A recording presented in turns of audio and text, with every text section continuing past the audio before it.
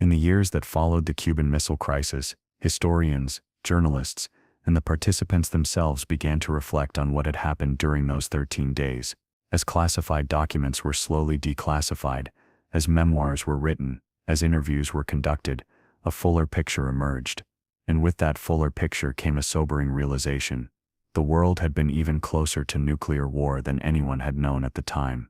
One of the most chilling revelations came decades later, in the 1990s, when former Soviet officials began to speak more openly about the crisis. It turned out that the nuclear missiles in Cuba were not just being installed, some of them were already operational. And more than that, Soviet commanders on the ground had been given a degree of authority to use tactical nuclear weapons if they were attacked. This meant that if Kennedy had ordered an invasion, if American troops had landed on Cuban beaches, Soviet officers might have launched nuclear weapons without waiting for orders from Moscow. The war could have started not because Kennedy or Khrushchev wanted it, but because a local commander cut off from communication, under attack, made a decision in the heat of battle. This was not theoretical. This was not a war game. This was real. And it meant that the world's fate rested not just on the leaders in Washington and Moscow, but on junior officers, on submarine captains, on men whose names we will never know. Another revelation concerned the American side. Years later, it became known that President Kennedy had been in far more pain, both physical and psychological, than he let on. His chronic back problems were excruciating. He was taking a cocktail of medications, some of them experimental, just to get through the day. And yet he remained calm, focused, deliberate. He resisted the pressure from his military advisors, some of whom were practically demanding that he authorize airstrikes. General Curtis LeMay, the cigar-chomping head of the Air Force, told Kennedy to his face that the blockade was weak, that it would embolden the Soviets, that the only solution was to bomb Cuba into submission. Kennedy listened, nodded, and then quietly ignored him. It took courage to do that. It took courage to stand in a room full of generals, men who had fought in World War II, men who were prepared to fight World War III, and say, "No, not yet. Let's wait. Let's see if there's another way." Robert Kennedy later wrote that his brother believed the odds of nuclear war during the crisis were somewhere between 1 and 3 and even. Think about that for a moment. The President of the United States, the man responsible for the safety of millions of people, believed there was roughly a 50-50 chance that the world was about to end, and yet he kept going. He kept talking. He kept searching for a solution. There were moments during the crisis when Kennedy allowed himself to imagine what nuclear war would actually mean. He had been briefed on the damage projections. He knew that a single Soviet missile launched from Cuba could kill 1 million people in a matter of minutes. He knew that if the United States retaliated, Soviet missiles would rain down on American cities. He knew that the fallout would spread across the globe, poisoning water, killing crops, causing cancers for generations. He knew that civilization, as he understood it, might not survive. And yet, even in those dark imaginings, he never lost hope. He never gave in to despair. He believed, perhaps naively, perhaps stubbornly, that human beings were capable of pulling back from the brink, that reason could triumph over fear, that dialogue could replace destruction. On the Soviet side, Khrushchev faced his own pressures. His colleagues in the Kremlin were divided. Some thought he was being too cautious, too willing to back down. Others worried that his gamble in Cuba had been reckless, that it had brought the Soviet Union to the edge of disaster. Khrushchev himself later admitted that he had trouble sleeping during the crisis. He would lie awake at night, thinking about his children, his grandchildren, wondering if they would live to see another day. In one of his private letters to Kennedy, never intended for public view, Khrushchev wrote something remarkably candid. He compared the two superpowers to two men pulling on a rope with a knot in the middle, a knot of war. The more they pulled, the tighter the knot became. And eventually he wrote, the only way to untie the knot would be to cut it. But cutting the knot, he warned, would mean war, and war would mean the end of everything. It was a poetic image, and a true one. The Cold War had become a trap, a logic that neither side could escape. Both nations were locked in a competition they couldn't afford to lose, but couldn't afford to win. Both had built weapons they hoped never to use. Both were afraid of the other, and both were afraid of appearing weak. And yet, during the Cuban Missile Crisis, something shifted. For 13 days the logic of the Cold War was suspended. For 13 days, Kennedy and Khrushchev communicated not as enemies but as two men trying desperately to avoid a catastrophe. They sent letters, sometimes formal, sometimes personal. They used back channels, unofficial envoys, quiet conversations in embassy offices. They tried, in their own flawed and imperfect way, to understand each other. This was not friendship. This was not trust. But it was something. It was a recognition that for all their differences, they shared a common interest in survival, and that common interest, fragile as it was, became the thread that pulled them back from the edge. One of the most moving moments of the crisis came on October 27th, the same day that Major Rudolph Anderson's U-2 was shot down over Cuba. Robert Kennedy, exhausted and emotionally drained, met with Soviet Ambassador Dobrynin in his office at the Justice Department. The two men had developed a kind of working relationship over the previous months, a relationship built on mutual respect, if not affection. Dobrynin later recalled that Robert Kennedy looked terrible. His eyes were red, his face was pale. He spoke quietly, almost in a whisper. He told Dobrynin that time was running out. He said that the president was doing everything he could to hold back the military, but that he couldn't do it forever. He said, and this was the key moment, that if the Soviets didn't agree to remove the missiles, there would be war, and in that war, Dobrynin's children, and Kennedy's children, and millions of other children, would die. It was not a threat. It was a plea, and Dobrynin understood. He sent an urgent cable to Moscow, and Khrushchev, reading it in the middle of the night, understood too. The next morning, he agreed to remove the missiles. Years later, Dobrynin wrote in his memoirs that he believed Robert Kennedy's emotional appeal had been genuine, that it had not been a negotiating tactic, but a heartfelt expression of fear and hope, and that it had made all the difference. This is one of the quiet truths of the Cuban Missile Crisis. It was not won by missiles or strategy or military might.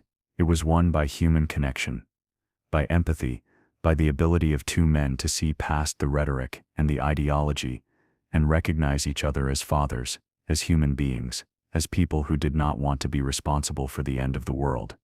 In the aftermath of the crisis, both Kennedy and Khrushchev were changed. Kennedy became more cautious, more aware of the dangers of brinkmanship. He gave a famous speech at American University in June 1963, calling for a re-examination of Cold War attitudes, urging Americans to see the Soviet people not as enemies, but as fellow human beings who also wanted peace. It was a remarkable speech, idealistic and hopeful, and it set the stage for the first major arms control agreement of the Cold War, the Partial Nuclear Test Ban Treaty. Khrushchev, for his part, was weakened politically. His colleagues in the Kremlin saw the Cuban crisis as a humiliation, a retreat. In 1964, he was ousted from power in a quiet coup. He spent the rest of his life in obscurity, writing his memoirs, tending his garden, reflecting on what might have been. But the crisis itself became a turning point. It marked the moment when the Cold War began to change, when the logic of mutually assured destruction began to be questioned, when leaders on both sides started to realize that nuclear weapons were not just tools of power, but existential threats that required cooperation, not competition. The hotline between Washington and Moscow, installed in the wake of the crisis, became a symbol of that new understanding. It was a direct communication link. A red phone in popular imagination, though in reality it was a teletype machine, that allowed the two leaders to speak to each other instantly in times of crisis. It was a small thing, a technological fix, but it represented a larger idea that dialogue was always better than silence, that misunderstanding was more dangerous than any weapon. In the decades that followed, the world came close to nuclear war several times. There were false alarms, computer glitches, miscommunications. In 1983, a Soviet early warning system mistakenly detected incoming American missiles. The officer on duty, Stanislav Petrov, decided to report it as a malfunction, rather than an attack, possibly preventing a retaliatory strike. In 1995, Russian radar detected a Norwegian research rocket and briefly thought it was a nuclear missile. President Boris Yeltsin had his nuclear briefcase opened for the first time in Russian history, but he waited, verified, and the crisis passed. Each time, the world was saved not by weapons, but by restraint, by people who chose to wait, to question, to verify, by people who remembered the lessons of October 1962. Today, the Cuban Missile Crisis feels like ancient history to many. The Cold War is over. The Soviet Union no longer exists. Cuba is a different country, slowly opening to the world. The missile sites have long since been dismantled. The U-2 photographs are in museums. But the lessons remain. The world is still full of nuclear weapons. Thousands of them. Enough to destroy civilization many times over. The leaders who control them are still human, still capable of fear, pride, and miscalculation, and the potential for crisis, for misunderstanding, for a spiral into violence, is still very real. The Cuban Missile Crisis reminds us that peace is not a given. It is not something that happens automatically, or that can be taken for granted. It is something that must be chosen, every day, by leaders and citizens alike. It requires patience, wisdom, empathy, and courage. It requires the willingness to listen, to compromise, to see the other side not as an enemy, but as a fellow traveler on this fragile planet. There is a photograph, taken in the Oval Office during the crisis, that captures something essential about that moment. It shows President Kennedy sitting at his desk, his head bowed, his hand covering his face. He looks tired, burdened, alone, but in the background, through the window, you can see the rose garden, bathed in soft autumn light, life, continuing, the world, still turning. That image, more than any missile diagram or strategic map, tells the story of the Cuban Missile Crisis. It is a story of fear and hope, of danger and deliverance, of the terrifying fragility of peace, and the quiet strength of those who choose to preserve it. As the years passed, survivors of the crisis began to speak more openly about their experiences. Robert McNamara, the Secretary of Defense, became a vocal advocate for nuclear disarmament. He spent the last decades of his life warning about the dangers of nuclear weapons, traveling the world, giving lectures, making documentaries. He often said that the world had been lucky in October 1962, that luck, not skill, had saved them, and he warned that we could not count on being lucky forever. Ted Sorensen, Kennedy's speechwriter and close advisor, wrote extensively about the crisis. He described the atmosphere in the White House during those 13 days as one of controlled panic, a sense that every decision could be the last one anyone ever made. He remembered Kennedy's insistence on exploring every option, on never giving up the search for a peaceful solution. Fidel Castro, for his part, remained defiant. In later interviews, he admitted that he had been willing, even eager, for the Soviets to use nuclear weapons if Cuba were invaded. He saw it as a matter of principle, of revolutionary honor. When Khrushchev decided to remove the missiles without consulting him, Castro was furious. He felt betrayed, abandoned, but he also survived, and Cuba remained communist for decades, long after the Soviet Union itself had collapsed. The men who flew the U-2 missions, who risked their lives in the thin air above Cuba, became heroes, though many of them were never publicly recognized. Major Rudolf Anderson, the pilot who was shot down and killed on October 27, was posthumously awarded the Distinguished Service Medal. His death was a sobering reminder that the crisis, for all its abstract strategy and diplomatic maneuvering, involved real people, real lives, real sacrifices. The sailors on the American destroyers, the soldiers in the Soviet missile regiments, the submarine crews deep beneath the Caribbean, all of them lived through those 13 days not knowing if they would see another sunrise. They followed orders, trusted their leaders, and hoped for the best. And when the crisis ended, many of them went home, hugged their families, and tried to make sense of what they had just lived through. In the Soviet Union, the sailors of submarine B-59 returned to port exhausted, traumatized, and largely forgotten. It would be decades before the world learned how close Vasily Arkhipov had come to launching a nuclear torpedo, how close he had come to starting World War III. When the story finally emerged, Arkhipov was hailed as the man who saved the world, but he never sought recognition. He lived a quiet life, and died in 1998, largely unknown outside of Russia. There is something profoundly humbling about these stories. They remind us that history is not just made by presidents and generals, but by ordinary people in extraordinary circumstances. People who make choices, often without knowing the full consequences, and who live with those choices for the rest of their lives. The Cuban Missile Crisis also had a profound impact on popular culture. It inspired books, films, documentaries, and countless hours of analysis.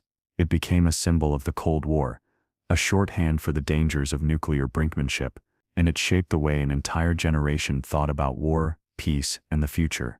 For those who lived through it, the crisis was a collective trauma, a shared experience of existential dread. Parents worried about their children. Teachers tried to reassure students. Ministers and priests offered prayers. And everywhere, people asked the same question: will there be a tomorrow? The fact that there was a tomorrow, that the world did not end, that the missiles were removed, and the ships turned back, felt like a miracle. And in a way, it was, not a divine miracle perhaps, but a human one. A miracle of restraint, of communication, of the simple stubborn refusal to give in to fear.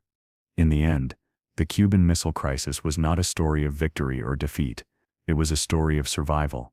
Both sides claimed to have won, and both sides were right. The United States had forced the removal of the missiles from Cuba. The Soviet Union had secured a promise that Cuba would not be invaded, but the real victory was shared.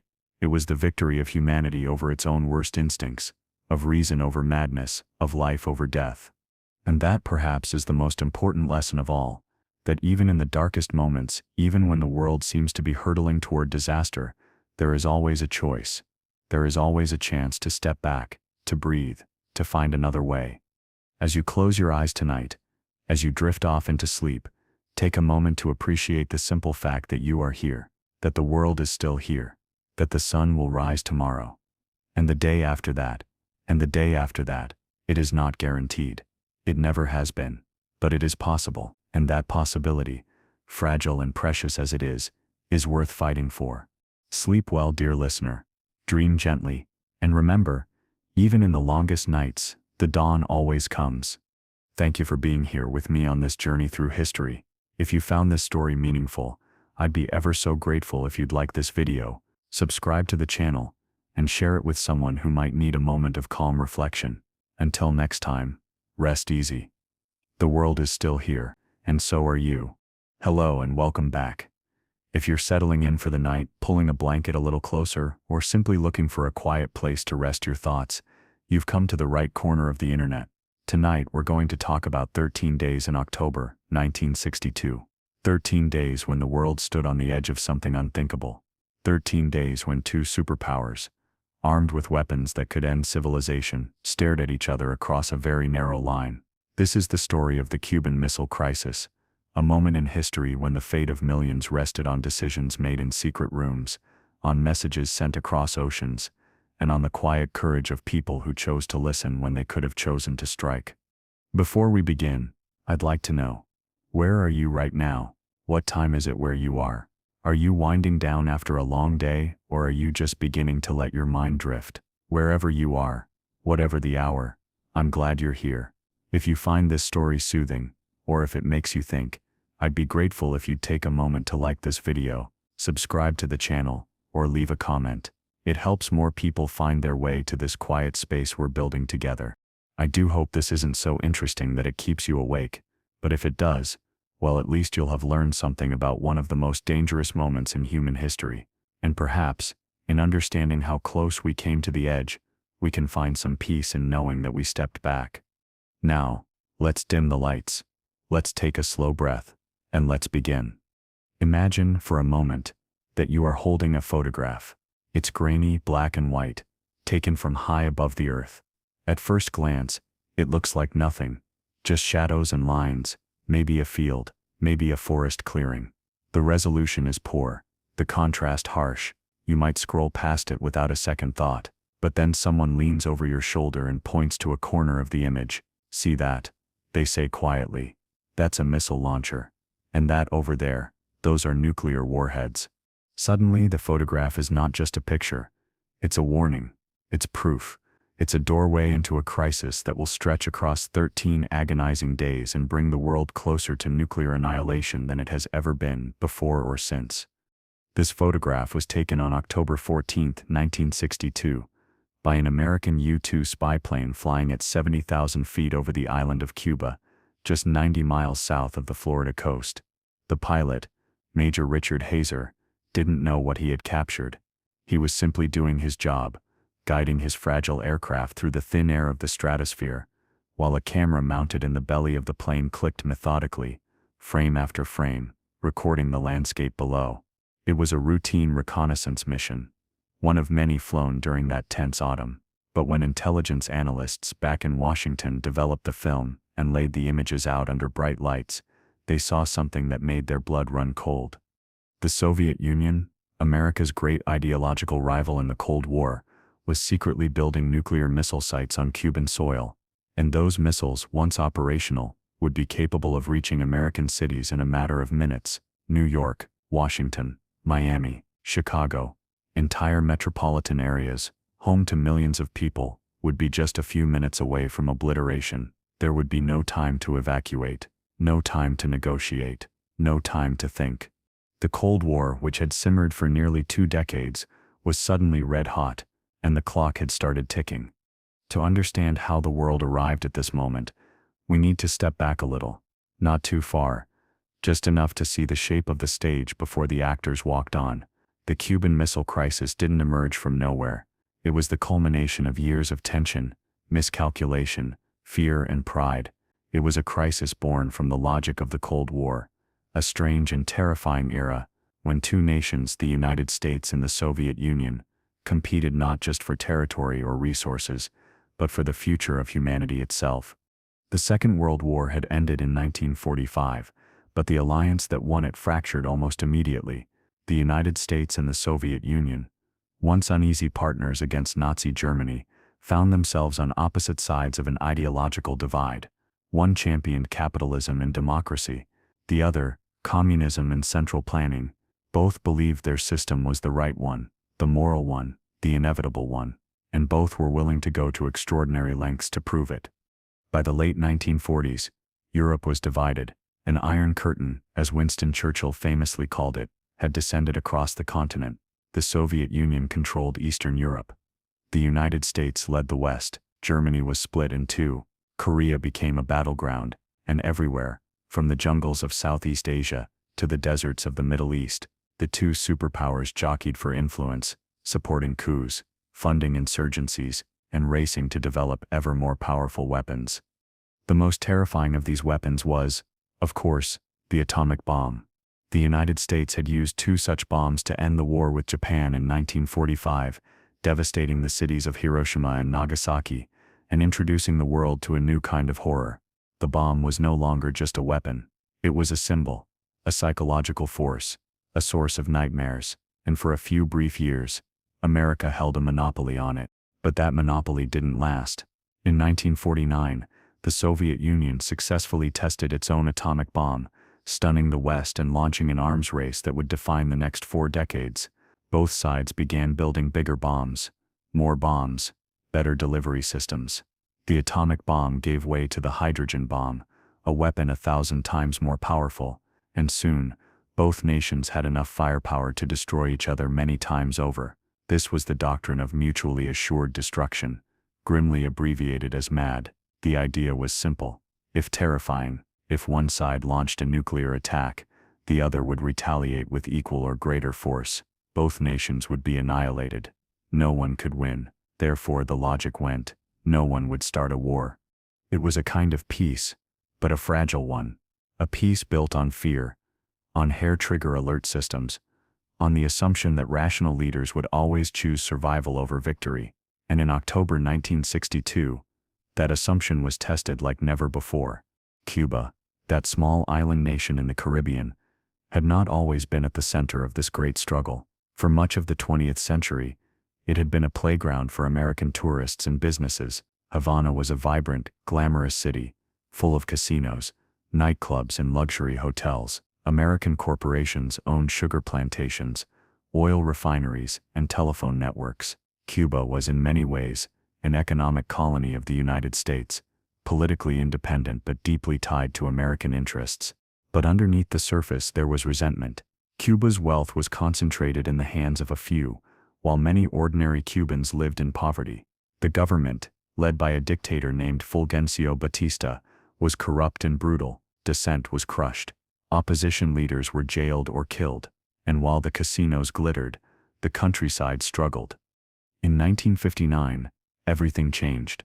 A young revolutionary named Fidel Castro, along with his comrade Che Guevara, and a small band of guerrilla fighters overthrew Batista's regime.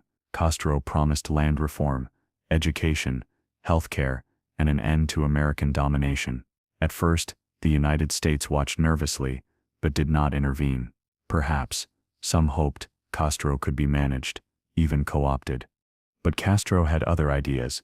He nationalized American-owned businesses, redistributed land, and began to align himself with the Soviet Union. The United States, alarmed by the rise of a communist government just 90 miles from its shores, responded with economic sanctions, diplomatic isolation, and covert operations. In April 1961, the CIA sponsored an invasion by Cuban exiles at a place called the Bay of Pigs. The invasion was a disaster. Castro's forces crushed the attackers, and the United States was humiliated. For Castro, the failed invasion was proof that the Americans wanted to destroy him. He turned even more firmly toward Moscow, seeking Soviet protection, and the Soviets, seeing an opportunity to gain a foothold in the Western Hemisphere, were more than willing to help. By the summer of 1962, Soviet ships were making regular trips to Cuba, carrying weapons, advisors, and equipment. Publicly, the Soviets insisted they were only providing defensive aid. Privately, they were planning something far more ambitious. Soviet Premier Nikita Khrushchev, a stocky, bald man with a peasant's cunning and a gambler's nerve, saw Cuba as a strategic prize. For years, the United States had surrounded the Soviet Union with military bases and nuclear missiles. There were American missiles in Turkey, aimed at Soviet cities. There were bombers on constant alert, ready to strike at a moment's notice. Khrushchev wanted to even the score. If he could secretly place nuclear missiles in Cuba, he could threaten the United States in the same way the Soviets felt threatened. It would be a bold move, a dangerous move, but Khrushchev believed it would work.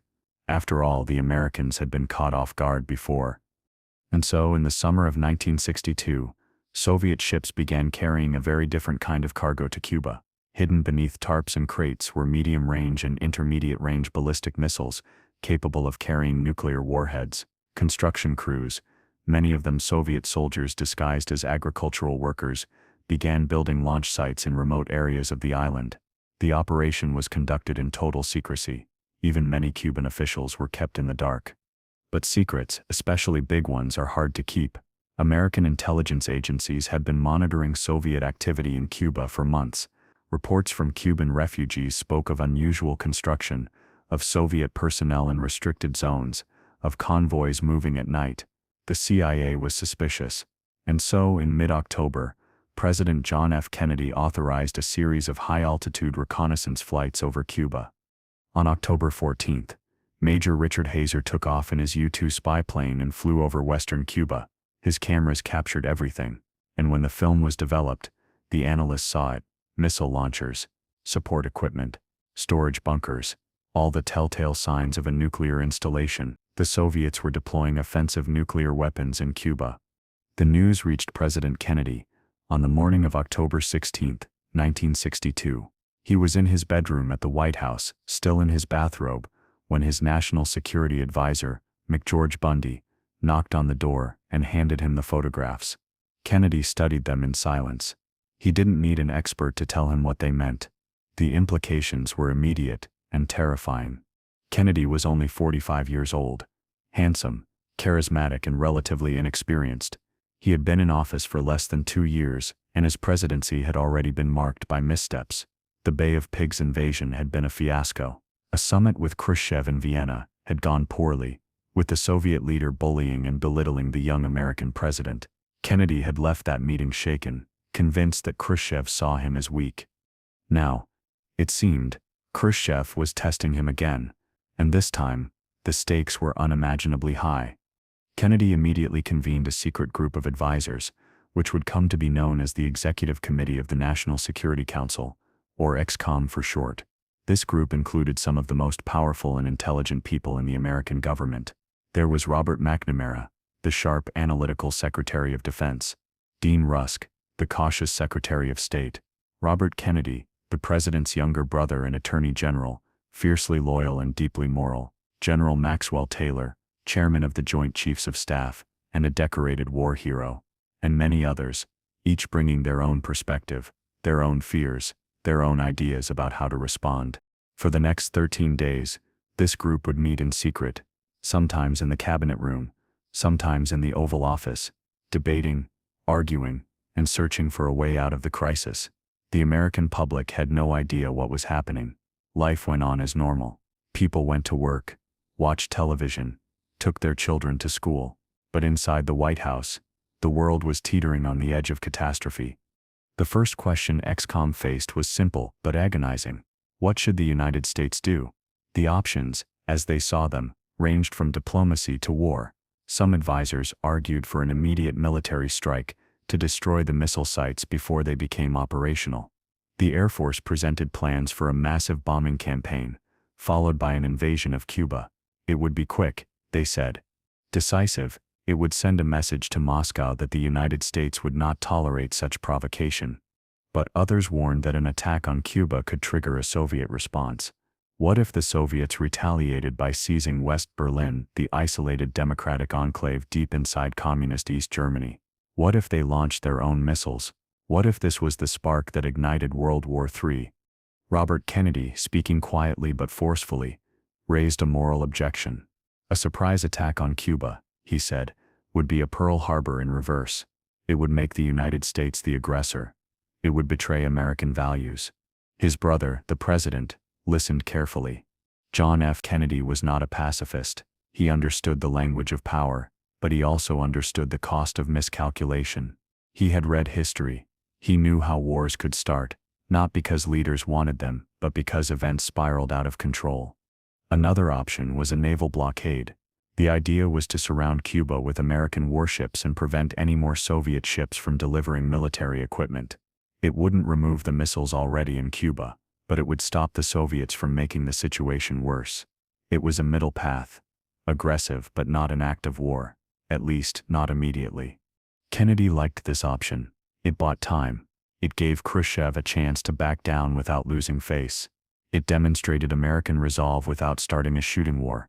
On the evening of October 22, Kennedy went on national television and addressed the American people. It was the first time most Americans learned of the crisis. His voice was calm, steady, but grave. "Good evening, my fellow citizens," he began. "This government, as promised, has maintained the closest surveillance of the Soviet military buildup on the island of Cuba. Within the past week, unmistakable evidence has established the fact that a series of offensive missile sites is now in preparation on that imprisoned island.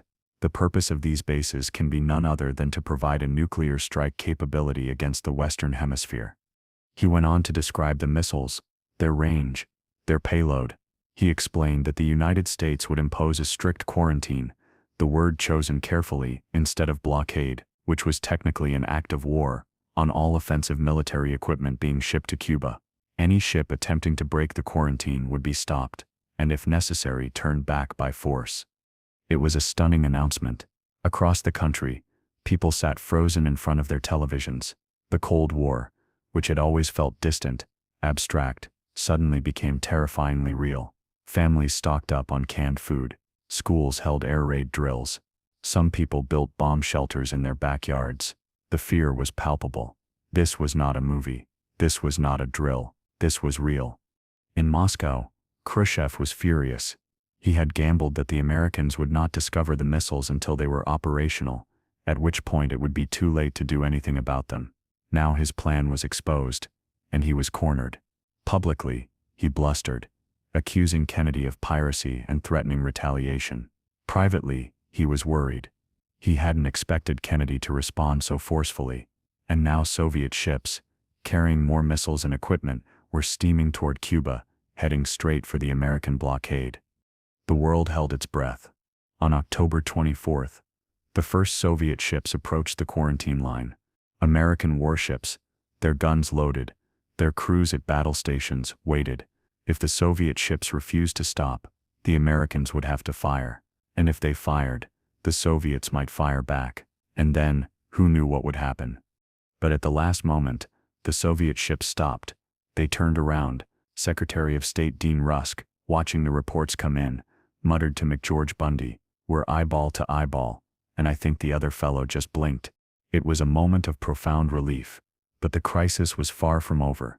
The missiles were still in Cuba. and they were becoming operational. Intelligence reports suggested that some of them could be ready to launch within days, perhaps even hours. The clock was still ticking. Inside the White House, ExComm continued to meet. Day and night, the pressure was immense. Every decision, every word, every gesture carried the weight of history. Kennedy barely slept. His back, which had troubled him for years, ached constantly. He popped pain pills and soaked in hot baths, trying to stay focused. His brother Robert later wrote that he had never seen the president under such strain. Meanwhile, on the ground in Cuba, Soviet soldiers and technicians worked frantically to complete the missile installations.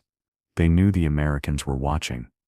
They knew time was running out, and they knew that if war came, they would be among the first to die. One of the most frightening aspects of the crisis was how little control either side had over events. This was not a chess game played by two grandmasters in perfect silence. It was a chaotic, fast-moving situation with thousands of moving parts. Pilots flew missions without knowing the full picture. Naval commanders made split-second decisions. Soldiers on both sides stood ready to fire, their fingers on triggers, waiting for orders. On October 27th, the crisis reached its most dangerous point. That day, which would later be called Black Saturday, saw a series of events that brought the world to the brink. First, a Soviet surface-to-air missile shot down an American U-2 spy plane over Cuba, killing the pilot, Major Rudolph Anderson. It was the first casualty of the crisis, and it raised the stakes dramatically. The Joint Chiefs of Staff urged Kennedy to retaliate with airstrikes. The military was ready. The planes were fueled. The bombs were loaded. At the same time, another U-2 plane accidentally strayed into Soviet airspace over Alaska. Soviet fighters scrambled to intercept it. American fighters scrambled to protect it. For a few terrifying minutes, it seemed like a shooting war was about to begin in the Arctic. Fortunately, the U-2 pilot realized his mistake and turned back before any shots were fired. But it was a close call, far too close. And then, deep in the Caribbean, something even more dangerous was unfolding. A Soviet submarine, designated B-59, was being tracked by American destroyers. The submarine had been at sea for weeks, cut off from communication with Moscow, running low on supplies, and suffering in the tropical heat. The crew was exhausted, hungry, and on edge. The Americans, not knowing whether the submarine was armed with nuclear weapons, dropped practice depth charges to force it to surface. Inside the submarine, the explosions were deafening. The captain, Valentin Savitsky, believed they were under attack. He was furious, desperate, and convinced that war had already started. He ordered his crew to prepare the nuclear torpedo. Soviet protocol required the agreement of 3 officers to launch a nuclear weapon. 2 of them, Savitsky and the political officer, were ready to fire, but the 3rd officer, Vasily Arkhipov, refused. He argued, pleaded, insisted that they surface and await orders. After a tense standoff, Savitsky relented. The submarine surfaced. The nuclear torpedo was not fired. The world never knew how close it came. Vasily Arkhipov's name is not widely remembered, but his decision may have saved millions of lives. If that torpedo had been launched, if American ships had been destroyed, the United States would almost certainly have retaliated. And from there, escalation to full nuclear war would have been almost inevitable. Back in Washington, Kennedy and his advisors were unaware of the submarine incident, but they knew the situation was spiraling. The downing of the U-2, the growing pressure from the military, the ticking clock, all of it pointed toward war. And yet Kennedy hesitated. He kept searching for a way out. He kept asking, what else can we do? Is there another option? And then, late on the night of October 26, a strange message arrived from Khrushchev. It was long, rambling, and deeply personal. It read more like a letter from a frightened man than a communication from a superpower. Khrushchev wrote about the horrors of war, about the suffering it would bring, about the need to step back from the abyss. He offered a deal. If Kennedy promised not to invade Cuba, the Soviet Union would remove the missiles. It seemed like a breakthrough. ExComm was cautiously optimistic, but the next morning, another message arrived from Moscow, this one formal and cold.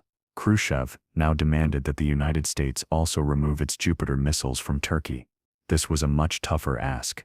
The Turkish missiles were old and largely obsolete, but they were also a symbol of American commitment to NATO, Removing them would look like weakness, like capitulation. Kennedy faced a dilemma. If he accepted Khrushchev's new demand, he might be seen as appeasing the Soviets. If he rejected it, the crisis would continue, and war might become inevitable. It was Robert Kennedy who came up with the solution. He suggested that they respond to Khrushchev's first letter and ignore the second. They would agree not to invade Cuba, and privately, they would assure the Soviets that the missiles in Turkey would be removed in a few months, once the crisis had passed. It was a face-saving compromise, a quiet deal made in the shadows. On the evening of October 27th, Robert Kennedy met secretly with the Soviet ambassador, Anatoly Dobrynin. He delivered the American proposal. He also warned, in the bluntest possible terms, that time was running out. The military was pushing for an attack. The president was holding them back, but he couldn't do so forever.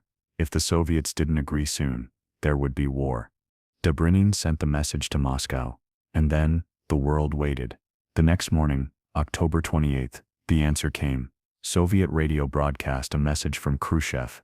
The Soviet government, he announced, had decided to dismantle the missile installations in Cuba and return them to the Soviet Union. It was over. The crisis had ended. The world had stepped back from the brink. In Washington there was relief, but also exhaustion. Kennedy addressed the nation again, thanking Khrushchev for his statesmanship and reaffirming the American commitment to peace. In Moscow, Khrushchev tried to spin the outcome as a victory, claiming he had forced the United States to promise not to invade Cuba.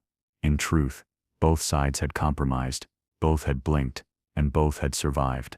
But the scars remained. The Cuban Missile Crisis changed the way the superpowers thought about nuclear weapons and war. It led to the installation of a direct communication line between Washington and Moscow, the famous hotline, so that leaders could talk to each other directly in future crises. It led to new arms control agreements, including the Partial Nuclear Test Ban Treaty of 1963, and it left a deep impression on everyone who lived through it. For 13 days the world had stood on the edge of oblivion, and for 13 days human beings, flawed, frightened, uncertain, had made choices that pulled it back. There is something profoundly humbling about this story. It reminds us how fragile peace can be, how easily misunderstanding can lead to catastrophe, and how much depends on the wisdom, patience, and courage of individuals. Kennedy and Khrushchev were not saints. They made mistakes. They miscalculated. They took risks that in hindsight seem almost reckless. But when it mattered most, they chose to listen rather than to strike. They chose to negotiate rather than to destroy. And perhaps that is the quiet lesson of the Cuban Missile Crisis, that even in the darkest moments, even when the world seems to be hurtling toward disaster, there is always a choice. There is always a chance to step back, to breathe, to find another way. As you drift off to sleep tonight, wherever you are, whatever the hour, take comfort in this. The world has faced its darkest fears and survived. Humanity has stood at the edge and chosen to turn back. And that quiet act of restraint, that simple decision not to fire, may be the most powerful thing we have ever done. Sleep well, dream gently, and remember, even in the longest nights, the dawn always comes. Thank you for being here. If you enjoyed this journey through history, I'd be ever so grateful if you'd like this video, subscribe, and share it with someone who might need a moment of calm reflection. Until next time, rest easy. The world is still here, and so are you.